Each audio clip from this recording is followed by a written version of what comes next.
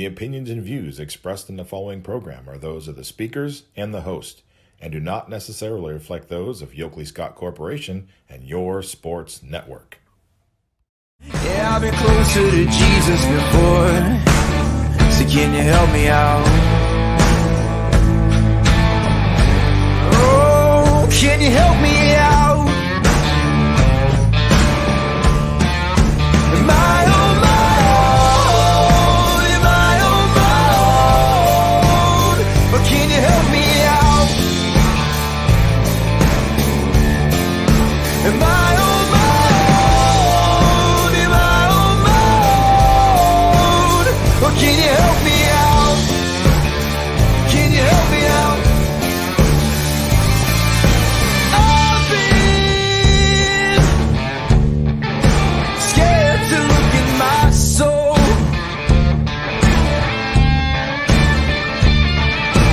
I've been afraid I would follow the road. Yeah, afraid of the things I've been told. What is up, everybody? Welcome inside a Tuesday episode of Running Point, coming at you live August 6th. Anthony Hartwig with you. Running Point, always brought to you by our friends, top right-hand corner of the screen right there, Greenwood Chevrolet in Austintown. They go the extra mile for you, so you don't have to. We try to do the same here on this show every single day. We have more fall sports previews for you today. We're going to venture into volleyball at the Poland Seminary High School. It is Aaliyah Diamond coming back for her third year at the helm of Poland volleyball, bringing some stability to that program. Gotta love it. You know, that program really struggled to get coaches to stay there for a while before Coach Diamond came over and took over that program. And now you're seeing her culture kind of established. And they're bringing back a lot from last year. It was a tough season, but everyone went through it. Everyone kind of got all the lessons you have to get from a season like that. And she's bringing back a lot of people that learned all those lessons this year. So going to be fun to listen to her and listen to her preview the season. That'll come up today. We also have another segment of Living the Dream, just two more today and one more.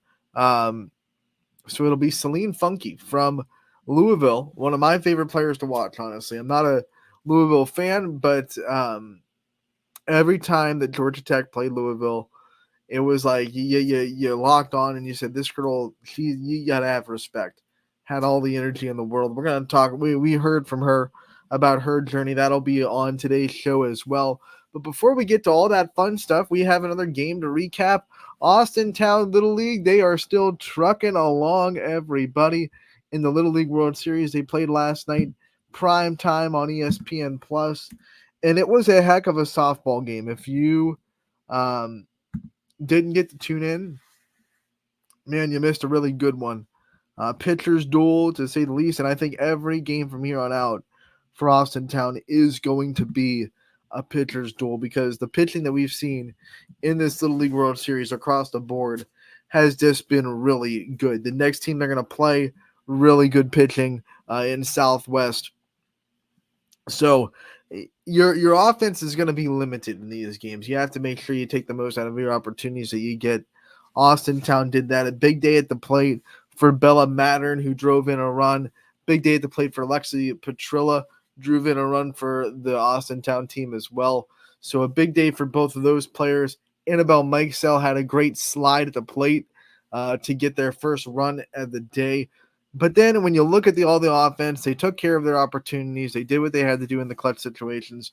They gave enough for Mila Hamley, right? 2 runs was more than enough. Mila Hamley looks just on a different zone this year, in especially in this round when compared to last year. It's just she's been here before. She understands what it takes now. You know, we get to hear Matt Hamley talk to her because he's been mic'd up for ESPN. They're just kind of like locked in. Everything he says, she's taken. She's like, okay, let's go do it. And then she's executing her pitches. Both sides of the plate. The strikeout pitch is really working in the first 2 games. She's had double-digit strikeouts both times. Remember, she played 3 games last year and finished with double-digit strikeouts in 3. And now here she is, just 2 games in. She's already shattered the amount of strikeouts that she had in last year's whole tournament. 13 last night. That brings her total at the Little League World Series to 27. She finished the day with 13 strikeouts and just gave up 1 hit, 1 walk over 6 innings. 2 walks. Oh, I'm sorry, 2 walks. She gave up that one in the final inning. So 2 walks, 1 hit, 13 strikeouts, no runs in the 2-0 shutout for Austintown. As I said, Bella Mattern and Lexi Petrilla both had really good days at the plate. Bella Mattern had into a fielder's choice, and Lexi Petrilla singled. Those were each RBIs for the team.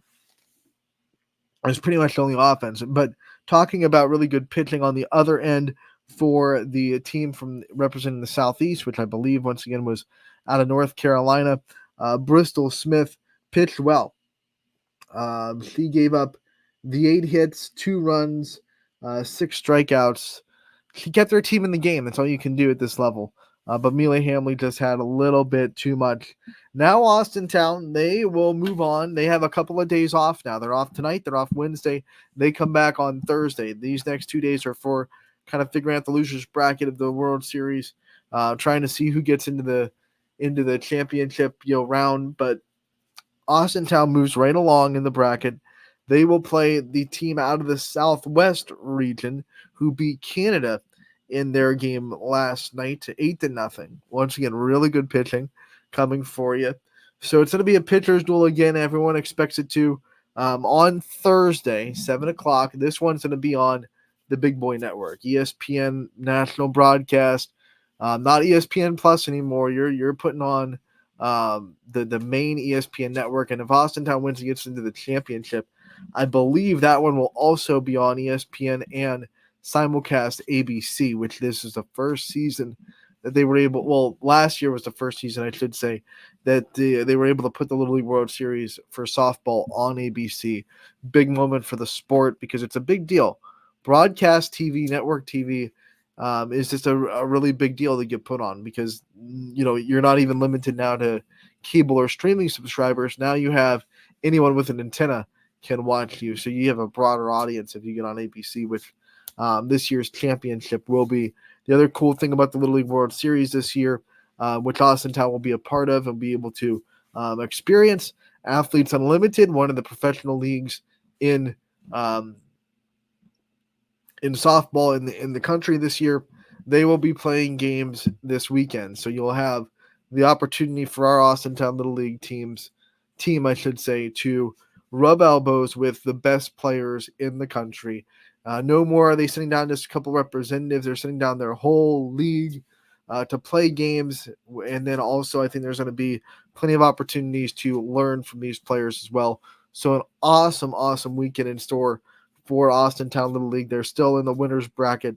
Once again, they play Thursday at 7 o'clock against Southwest, who won 8-0 against Canada. That game will be on ESPN.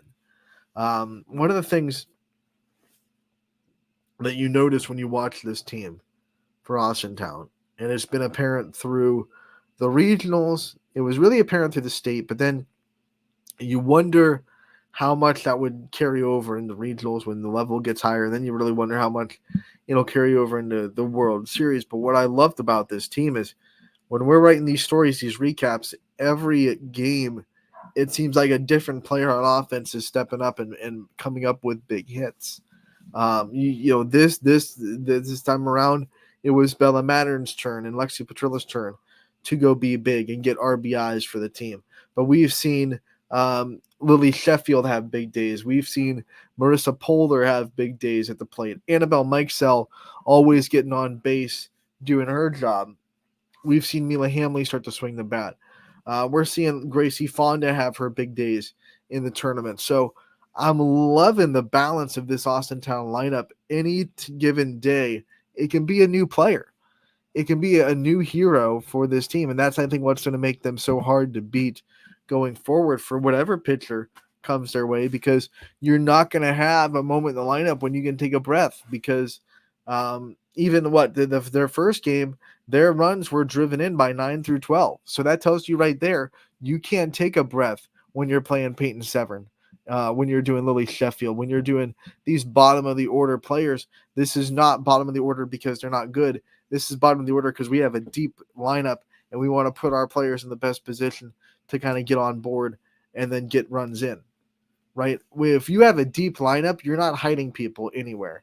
If you have a lot of players that can hit, it's strategic, right? I get it. There are teams out there in Little League and 13U, 14U, and some high school teams that they just don't have 9 quality hitters that can go up against good pitching. So you do try to hide some players down there, 7 through 9.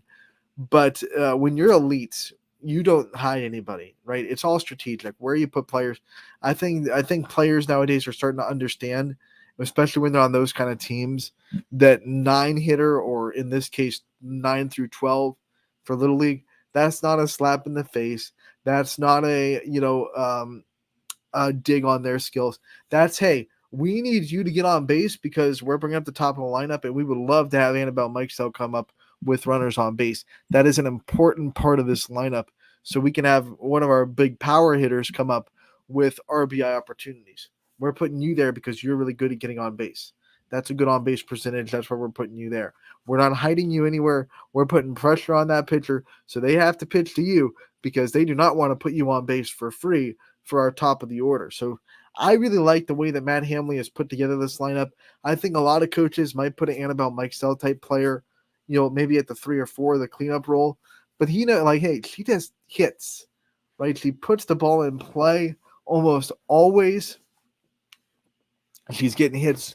And a lot of people would be like, oh, you want her with RBI opportunities. But because Matt Hamley trusts the bottom of this order, he knows, hey, she's going to get her opportunities. But with her in the leadoff, she's also going to get a lot of at bats, and that's what we need as well. We need to give other players in the other lineup their RBI opportunities. That's only going to happen if Annabelle Mikesell gets on base as well. So I really like him putting her at the top and leaving her at the top, and she's been at the top of the order throughout the whole run, right? District, state, regional, now Little League World Series. Been at the top of the order, been a mainstay as a leadoff spot.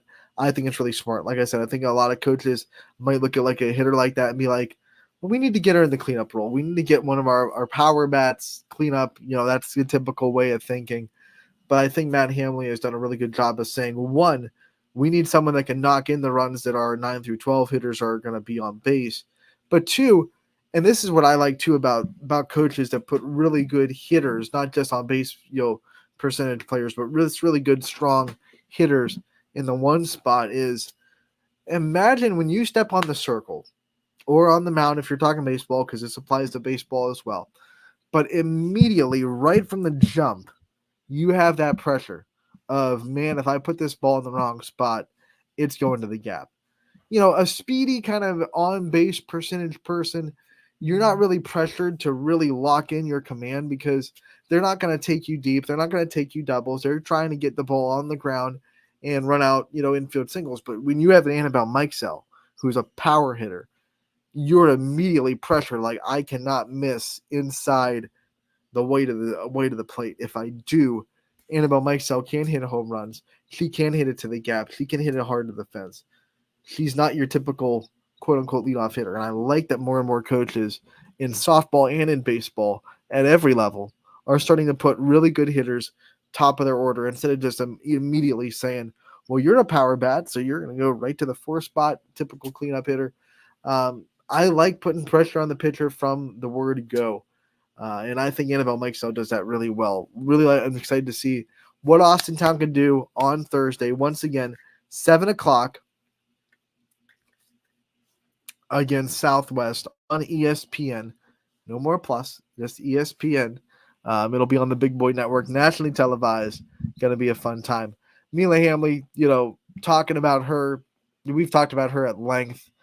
She just did what she does, right? She is hitting 62. I've seen the ESPN radar gun clock her at 62, kind of consistently 58 to 60, but topping out at 62. Like Amanda Scarborough says it if you watch this broadcast, and she's someone that calls the Women's College World Series games. She knows what it takes. She's like, man, that's velocity way above the age of 12 years old. So when you have someone that calls games of the elite say, this is really awesome velocity for a 12-year-old, you know she's doing something right. You know, blow by you. Mila Hamley just doing her job, continuing to do what she does, and Austin Town trying to continue to do what they do Thursday night as they try to win a World Series championship and bring it back to Austin Town. That's going to be fun. That'll be Thursday once again, 7 o'clock. Right now, we're going to venture into a fall sports season preview, volleyball edition. We're going to the courts, and we start with Poland. And head coach Aaliyah Diamond of the Bulldogs talking about her program. I hope you enjoy here on Running Point. Anthony Hartwig here with another installment of the segment we've been doing all summer, Living the Dream. Anthony Hartwig here with a Poland volleyball season preview, Coach's Corner episode 1 with returning head coach Aaliyah Diamond. Aaliyah, thank you so much for taking the time to join us today. Thanks for having me. You got it. And before we start talking about this year, what we always do, we want to kind of a recap of last year, what you took away from it and what the returning players can take away from the lessons learned from last season. Yeah, last season we had a tough go at it. But the good news is this year we got a lot of people returning back, and that definitely we're on the court a lot, so they have a lot more experience and a lot more playing time coming into this season. I think last year's a huge learning experience for the girls, and again, I think they're excited to get back on the court with a lot more. They have more confidence coming into this year, and as we're playing, and so we're going to go from there. I know no one ever wants to go through a rough season. Everyone wants to go and win every game they play. But how much were you thinking last year about, okay, but what we're going through will be good for this year? I thought about that often. Like even when you're in those tough games, like trying to find the positives, like telling girls like, hey, I know it's not working out, but we're doing really well at this. Or like volleyball is a game that you might have a real long rally, but you only get 1 point for it at the end. So again, just trying to point out those good things, and hopefully we can string them together to get those points to rack up on the court. What do you think is the biggest lesson you want these players to take away from last year? The biggest thing that you hope that they bring from last year's experience? I think more is just having confidence. Like, again, because coming off that season, like it's hard to build confidence in that scenario. So if you, or if they can just have more confidence in their experience and that they're gonna, again, know what they know how to do. They know how to play the sport of volleyball. So just, again, have confidence in yourselves and your teammates, and then hopefully, again, that's going to result in better results than what we did last year. Let's have our Meet the Team segment. I want you to go through your roster, the big names that we're going to look for Poland volleyball this year, and maybe some new faces that we need to be aware of. Yeah, returners that I have that started, my seniors, I have Olivia Meinhardt. She'll be her third year on varsity this year, so she's definitely going to be someone that we look to a lot. Setter Lucy Ann Hops. She'll be back. Middle blocker Aubrey Zimmers. And then my last senior is Hannah Kessler. She's a DS back row player. So those are all definitely people that played last year that are going to get more time this year and we're going to see again. Underclassmen coming back. I have juniors. I have Avery Yakubovic. She's a DS. Leanna Bocheri as like an outside right side hitter. Gianna Costello, outside right side hitter, kind of whatever we need her. Gracie Hunter is a setter. Back row players Harper VC and Maya Kessler. I'm missing someone. And Emerson Goman. She's a middle blocker that, she's going to be a huge help to this team this year. Like I said, last year was her first year on the varsity court. Definitely got a lot of experience and has definitely grown going into this season. And then Izzy Greco, she'll be back. She was an underclassman last year. She's definitely someone that we're going to be relying on this year as well. When we talk about your schedule, I think everyone knows the NE8 is very tough in volleyball. It's a very competitive conference. What are you kind of expecting out of the league this year, and what are you hoping to get out of it? Like I said, the league is always competitive. No matter who you're playing in our league, you're looking at a tough game ahead of you. So that's always, like I said, that's a good thing. Like I said, because you're always getting competition. You're always seeing good teams and playing against people that are going to make you better. So going into it, like I said, just kind of focusing on our side of the court, making sure we can do what we need to do, and then making adjustments from there throughout the season. But like I said, we got a tough league, that NE8, and again, it's a good thing. Like I said, have that competition as a team that's trying to, again, get confidence. Like I said, we got to kind of figure it out now in this offseason, because once we get into those games, there's no breaks. We also know that Poland, no matter what sport we're talking about, doesn't shy away from the schedule outside of the conference either. Who are some teams that pop up that you're excited to test yourself against outside of the NE8? Yeah, some of our we're playing Columbiana, so that they're definitely a good team, scrappy. So I'm excited to go play them this year. Other teams are Champion. We always have a good match with them. Boardman. I know we play Howland, Canfield. So yeah, we're definitely teams that, excited to go play, set up some competition, and ready to go compete. Before you came aboard this volleyball team, the whole talk around the program was trying to find consistency in the coaching staff, and you've been able to bring that consistency aboard. What kind of things are you hoping to keep building on your program-wise as far as culture and, just work ethic, attitude, things that you have been continually building in this program? I think definitely like work ethic. Again, just kind of having that consistency. Hopefully they know what I expect out of them. I don't have to focus so much at practice as those little things as like, hey, I want you to do this, or I want you to do this. Like, hopefully that is something that, like I said, it's in their head that they're doing, and then we can focus on moving on to the next step. So again, I think that's definitely been a huge help. And again, they kind of know what I expect of them going into the season, kind of how it works. So it's just something, it just makes it easier rather than trying to get a whole new system later on. And hopefully they see that as well. You're also starting to get players that were a part of the youth program when you took over, which means their whole really career in Poland, you've had kind of people at least that you've put in place with their hands on them. So how much of an advantage is that to not have to explain them when they're a freshman of what the program expects? They already know because they've been coached and led by people that you've put in place to get them ready for your varsity. Yeah, kind of the same thing. They just have a little bit of those expectations. I try to help out at 7th and 8th grade practices whenever I can. So again, just kind of seeing a familiar face and kind of knowing how I talk, how I'm going to communicate with them. Again, just kind of all more just comfortability where you don't have to focus so much on that later on. Once you get to the season, you can have more focus on the skill and just other things that as they come up. Exciting times in the Poland Fieldhouse. We've seen the pictures of the new floor. You guys get to christen it as the volleyball team. How excited are you to kind of step on a new floor in Poland?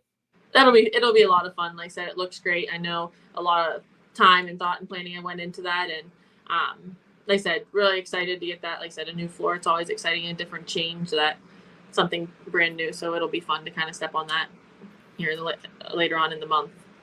Now, I know the community's itching to see volleyball. When is your first home game? When can the Poland fans come out and see you guys for the first time? Our first home game, it just got changed. I believe it is the first week of September. I can't think of the first. I should have probably had that in front of me. It originally was August 22nd, but due to some scheduling conflicts, we had to change that. So it got pushed back to that following week. The first week of September will be our first home game. We can't wait, Coach. One of the things that we like to do before we let you go is let you shine a light on your staff, of course, the people that are helping you out, the people that you wouldn't be able to build a program without. So I want to let you shout out your coaching staff and the people we have working with you this season. Yeah, my JV coach, Dylan Basella, he's been with me since we took over, so he'll be back as well. In 8th grade, I have Elise Dean as the coach and Emma Dunlap. So those are people that will be their 3rd year helping out the 8th grade team. And then our 7th grade is Mark Wazlowski.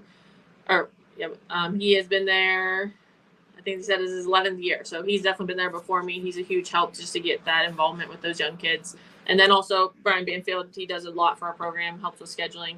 Again, wouldn't be able to do half the stuff I do without the administration helping me as well. Coach, we want to thank you so much for your time. We appreciate it. We wish you the best of luck this year, and we hope to talk to you real soon. Thanks for having me.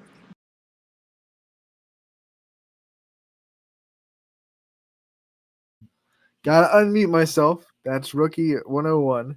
Aaliyah Diamond, the head coach of the Poland Bulldogs volleyball team, talking to us about what it's going to take this year to learn the lessons that need to be learned from last year. And I think all of our players are kind of locked into not letting the experience from last year go unwasted. I talked to her about just trying to get through last year and always keeping this year in mind. Like, okay, every little thing we can take out of this game or this match or this set, we're going to take, because it'll be something that we can take into next year. And that's why Poland kind of sneaky excites you a little bit this year. And don't count them out in that NE8, very top-heavy NE8, especially Lakeview, Girard. They've been running the show, but South Range bringing a lot back. You got Hubbard, who has always been a scrappy, defensive-minded team, hard to put balls down in Hubbard. Struthers is making strides. It's a very tough NE8. So Poland trying to get in the mix a little bit there and get a couple of wins against maybe some teams that they quote-unquote shouldn't beat, which is always the goal, right? Beat the team, surprise teams, prove teams wrong. That'll be fun to see what they can do this year.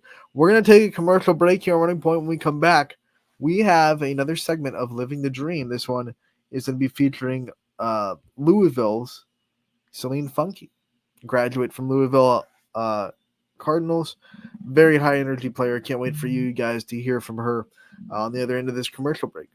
Running Point always brought to you by our good friends Greenwood Chevrolet in Austintown. 21 News delivers the news as it happens, using the latest technology from where it happens. Live here outside the Mahoney County. On air, online, Wednesday afternoon weather update. Very dangerous. and on the 21 News social media platforms. I'm on the road right now. 21 News, the Valley's only locally owned source for trusted news since 1953. Craftsmanship to us is 60 years of pride and dedication. Passed down from generation to generation. The hardwood floors that your kids take their first steps on. The solid wood doors you quietly close at night. The things we create day in and day out are the products that end up turning your house into a home. At Baird Brothers Fine Hardwoods, uncompromising quality and craftsmanship built our business. And it will keep us moving forward for generations to come.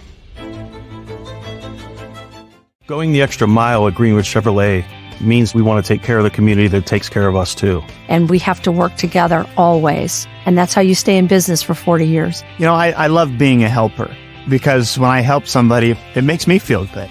It means a lot that I can make a difference in others' lives. So I will do everything I can and just being there for them every step of the way. I want them to know within the first 5 minutes that they could depend on me. That's what going the extra mile means, only at Greenwood Chevrolet.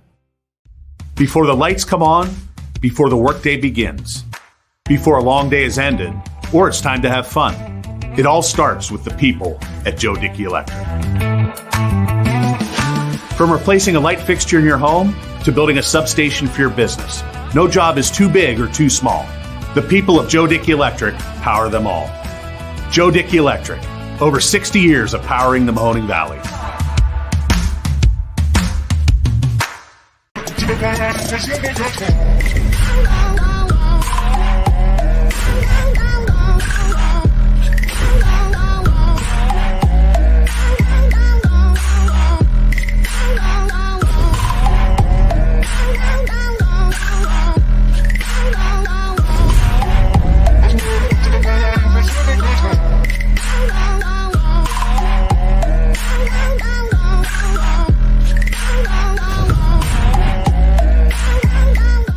Now you can see every school, to the smallest school, to the intermediate schools, to the schools in the outlying areas. It gives you coverage that you could just never get to before. It's something that's great to experience, and it's opened up a whole new wave of sports viewership.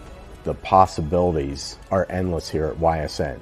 Push the envelope every day. Try something new. If it works, great. If it doesn't, well, let's try another angle, and we just keep moving forward. My name is Mike Ackelson, and my sports network is your sports network. What can you do on over 5,000 acres?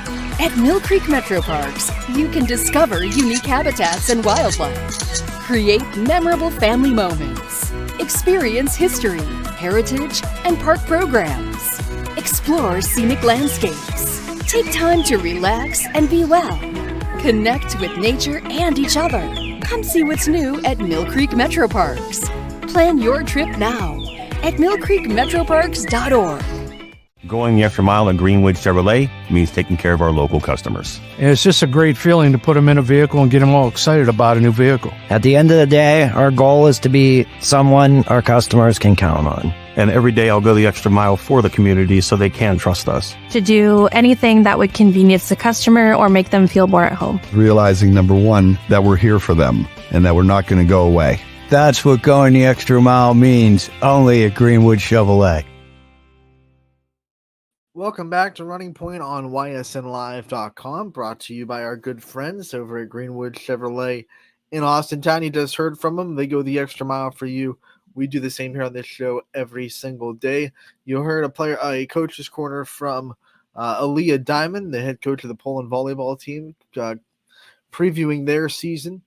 On the first half of the show, we want to thank Coach Diamond for her time, and now we're going to venture into another Living the Dream segment with Louisville grad and one of my favorite players to watch, just energy out the wazoo, Celine Funky. It was a great interview, great conversation with her about how she brought that energy every day, no matter what she was going through off the field, and a lot more. I hope you enjoyed this interview because I sure did. Celine Funky from Louisville. Players that have gotten to where all the softball players that we cover here at YSN want to be. And our next guest on the program is Celine Funky from Louisville and the Cardinal, and the first Louisville Cardinal we've been able to have on the podcast. Celine, thank you so much for taking the time to join us today. Yeah, no problem. Thanks for having me. You've been able to do so many great things in your career, but before we talk about all that, we want to start at the beginning. We want to bring you back to picking up softball and kind of your first memories of the sport and what made you fall in love with it. Yeah, I mean, I remember, so I played 3 sports growing up. I played soccer, basketball, and softball. I remember softball being the first sport that I tried.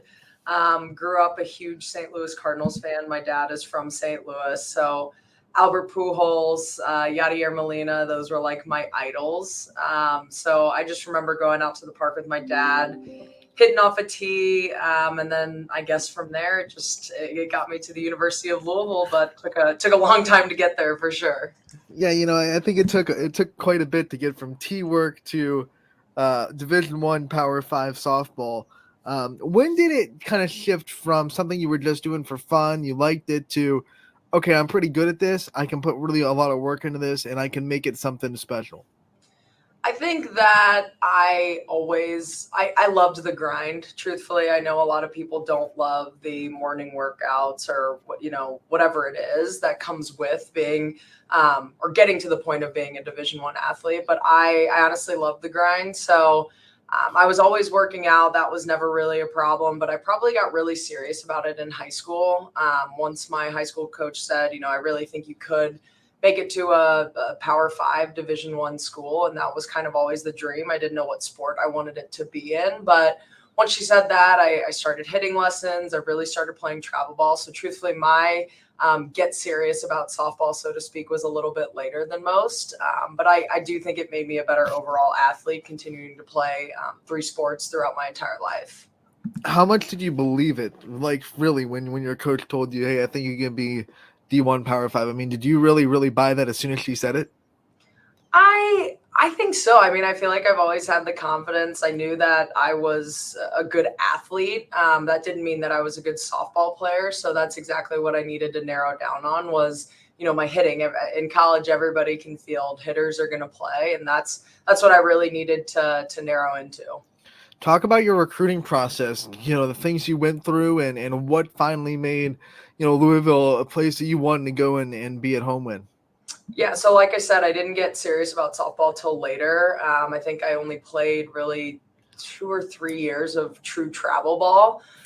So my recruiting process was very late overall. I was the last recruit of my class. I got recruited by some mid-major schools, a lot of locals in the area. I was also getting recruited for soccer a little bit at the time. So some schools decided to say, yeah, you can play soccer and softball. So truthfully, Louisville was the only Power 5 offer that I had. Growing up, I always thought I wanted to go far away from home, but I think as you get older, you realize that you want your parents in the stands. At that point, my grandparents were still living here, so I wanted my grandma to be able to come see me play. So that's why I ended up going with Louisville, but a lot of it was camps, and then truthfully, those couple years of travel ball, I got luckily enough exposure. I mean, right place at the right time, and had a good game at the right time. But my hitting coach also had sent a previous player from Carmel, which is where I'm from, to the University of Louisville like 3 or 4 years ago. So he had a relationship with the coach as well and encouraged her to come out and watch me play. So a lot of combination of luck and then just, like I said, right place, right time. What was signing day like for you? Because you said it was a dream to be a Power 5 athlete, and you commit, and then you're sitting for a little bit, but then you sign on that dotted line. You make it a reality. You make it, absolute fact that you're a Division I Power 5 softball player. What was that like for you? It was awesome. I mean, everybody sees the signing days and how exciting they are. I mean, to have your family come in, Carmel does a whole big thing for signing day. So they've got the table all set up. Family comes in for pictures, the whole nine. So it was awesome. I mean, it doesn't, I guess, truly feel real, I think, until you step on to campus. But signing those dotted lines, I mean, it definitely gets you excited. If your community is anything like the ones up here that we cover, as soon as you make that commitment to a Power 5 school, everyone kind of knows about it. Everyone you become a hometown hero, as you could say. What was that like for you, kind of going through the community and being able to maybe help out a lot of other girls, maybe a little bit younger than you, try to reach their dreams while you were still there, and that being that hometown hero in your community? Yeah, I mean, do I feel like a hero? I don't know about all that. Carmel, like I said, it's a huge high school. We have over 5,000 kids at the school. Each year, I bet there's close to 60, 80 commits. So it's a huge school. There's a ton of athletic talent, which I was very fortunate to grow up in. But it is really cool when you get to that point. We always used to run camps. I mean, you do it at the collegiate level as well, but I mean, those little girls, when they come in, they look at you like you are the star. You are an Olympian almost, as we have the Olympics going on right now. So I think that's a really, really cool feeling. And just being able to give back to the sport is huge. So I've asked everyone this. What was your welcome to college softball moment? The moment you realized that this is a different world and I'm in a different reality now?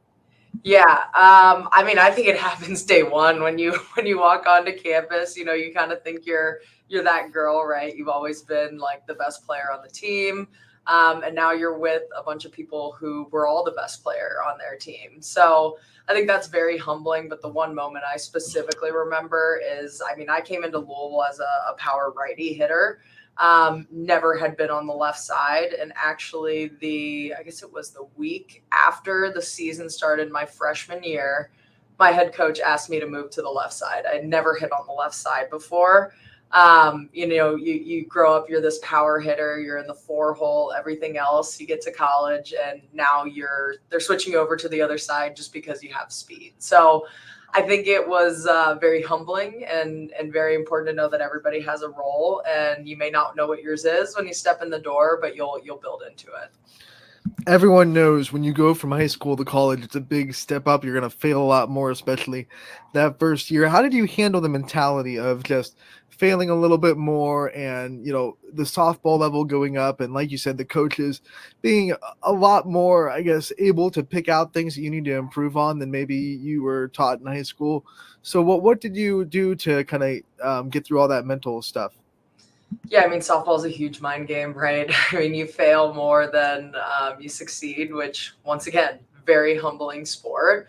But I think it's just the mindset. I think you have to remember back to all the times that you were successful, specifically in those slumps or, freshman year. I mean, I only got a couple of bats, nothing crazy. I wasn't a starter till my sophomore year. So I think you just have to always remember those successes. I think that truthfully, my mental game probably could have been better. Not all the resources that are there now were there when I walked into the University of Louisville. So I think it's great how it's grown, but yeah, I mean, it's a mental game. And what I did is I always thought back to all my successes, and that kind of brought me back to status quo. One of the things that I think you left in Louisville and the people will always remember you as is the energy you put on the field. I mean, you look through every picture that Louisville posts of you, you're always screaming at something.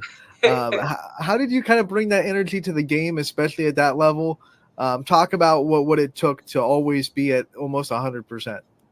Yeah, I mean, that's always kind of been my role. I'm kind of the crazy person. My friends and teammates always joke I'm the person that every other team hates unless they're on your team. And I honestly love that reputation. Like, my teammates love me because I love them, but I'm the obnoxious, never shut up person on the other team. And I'm completely fine with that. And I think as I got older, like moved into a captain role, younger underclassmen are looking up to you. You've got to be on every day. You got to fake it till you make it. Doesn't matter if you've had a bad day, whatever it is, the team needs you. So I think that if I could do anything, it's not that I can go 3 for 3 every day. I can't promise the team that, but I can bring energy and attitude every day. And that's something that I can decide when I walk onto the field. Someone's got to be the villain, right? Right. When you think about adversity, you can't go through a career without facing some kind of, bumps in the road. What do you think your biggest form of adversity has been in your career, and how did you kind of get through it? Yeah, I would say injury, truthfully. I dislocated my shoulder. It was going into my junior year. Dislocated my shoulder right before Thanksgiving, had torn some labrums, and that year I was looking at a starting spot in center field. I had started in right and left the previous year. We had a new coaching staff, and I just made the decision that I wasn't going to get surgery. It didn't make sense. I felt good enough to play. Plan was to get it the summer after my junior season. But after that, I was like, I still don't really want to do it. The recovery is really long. So I actually decided to play through it all the way through my 5th year. So had a ton of shoulder issues. Probably, honestly, not many people knew about it other than my team. But that was huge adversity. I mean, it was constant pain, constant rehab. But I think life throws things at you. And if that's the worst thing I had in my college career, I never had to sit out of a game because of it. I think that it teaches you a lot of grit. And that was probably the biggest piece of adversity I had to overcome.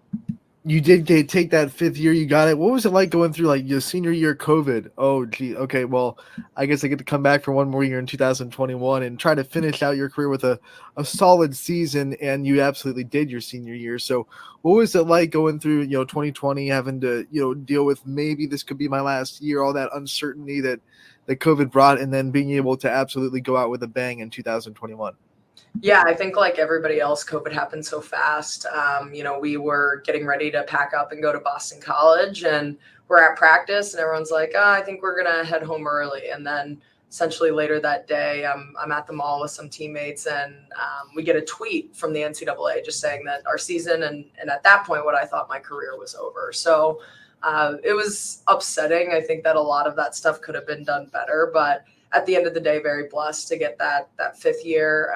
It worked out for my education as well. I had already started my MBA, so I was basically able to, in 5 years, finish my grad school. So although COVID was a terrible thing for a lot of people, truthfully, it ended up being a blessing for me. And I was super fortunate to get one last ride with my teammates. One of the things that I've also liked talking about with these players that we've had on this summer is finding identity outside of softball. It's always been hard for players to take it so seriously and work so hard for their dreams. They're putting so much time in the sport. They get engulfed in the identity aspect of seeing themselves as more than a softball player. So when did you kind of figure that out, and how is it like for you going through trying to figure out, what you are outside of softball? Yeah, I think that is super hard, right? I mean, you literally spend every waking day of your life up to that point building for your sport. And it's really tough when it all comes to an end. But my dad told me, he was like, all good things must come to an end. And he's exactly right. I had a fabulous career. I got a great education out of it. And I decided I was looking at, different career paths, and I decided to go into financial advising. I love it because I get that competitive nature. I mean, that's exactly what sales is. But I get to talk to people, and I love what I do now. And then of course I miss softball, so I actually do coach some private lessons on the side. Nothing crazy, just a couple days a week, but it gets me my quote unquote fix of really missing softball. And I've really enjoyed even just picking up like, sand volleyball games. I've done some slow pitch games. I've gotten into bowling. So I like to stay busy, and I love that, that locker room mentality of being on a team. And I think that I found that, and I obviously will always miss softball and miss my experiences, but it's hard to move on, but I'm glad with where I ended up. With giving these private lessons, like you said you do, what has it been like kind of giving back to the next generation and seeing what kids are like now and trying to compare it to what you went through and trying to give them as much advice as you possibly can?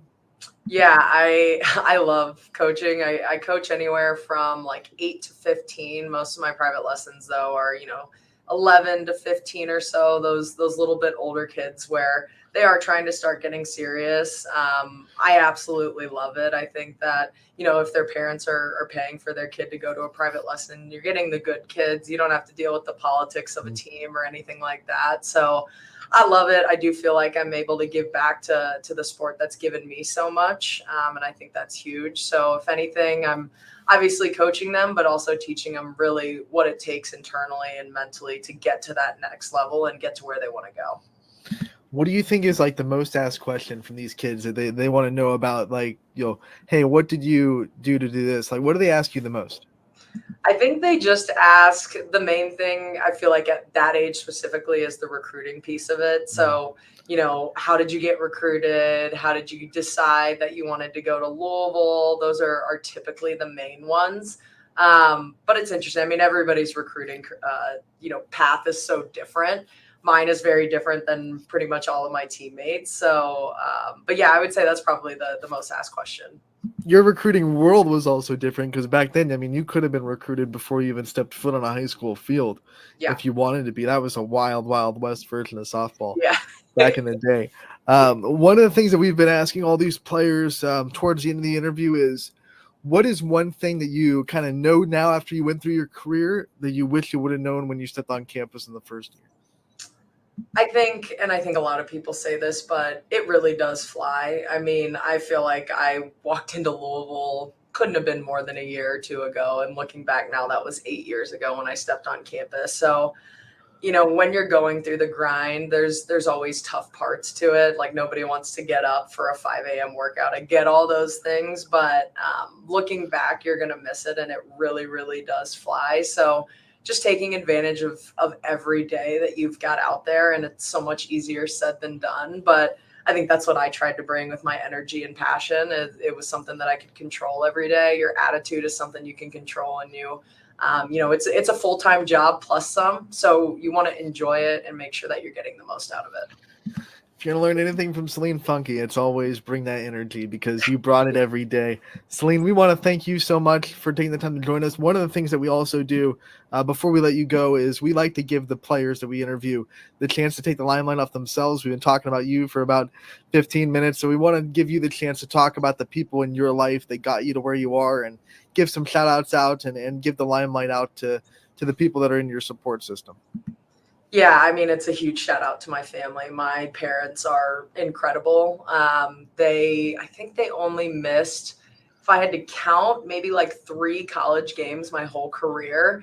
And they were at Syracuse, which most of the time got snowed out. So my parents have been nothing but supportive. They, whatever sport it was, they never forced me to pick. They never forced me to play anything I didn't want to play. I was never yelled at after games. I just didn't have those parents. And I think it allowed me to love the game for as long as I did. So I definitely want to give a shout out to them. And then I want to give a shout out to my brother. My brother has, he's overcome a lot. He's legally blind. He's had all of these obstacles, but you would never know. He's done so much with his life, and I don't tell him enough how much of an inspiration he is to me. So really just shout out to my family. They're incredible, and I would not be where I am today without them. God bless them going to Syracuse. That is not fun. No, never fun to head to Syracuse in April. No shade, but Snow Right. is not softball weather. Right. Celine, we want to thank you again so much for coming on, talking about your softball journey, helping the next generation kind of learn from your footpaths. And we wish you the best of luck in everything you're doing in the future. Congratulations on your engagement, by the way. Thank you. I know that wedding's coming up very soon, so we wish you the best of luck in all of that and everything that you're doing. And we look forward to talking to you real soon. Awesome. Thank you so much for having me. I really appreciate it. That was Celine Funky, graduate from Louisville. And like we said in that interview, one of the just most high energy players you can ever have on your dugout. And she, the villain, right? The other team, did not like her.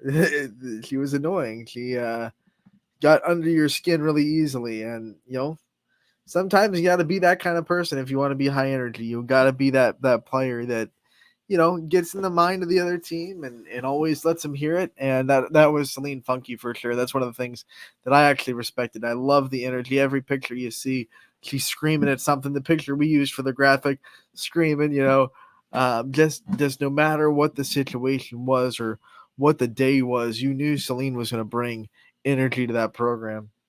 And gotta love it. Gotta love it. So I hope you guys enjoyed the interview. Once again, if you want to see any of the Living the Dream segments that we've been able to have on, please go out there, check them out. They are so beneficial, especially if you're out there, if you're a softball player. We have so much softball talent at every level. We're a parent with that. We just talked about 12-year-olds in the Little League World Series this week, and we have just bundles of softball talent.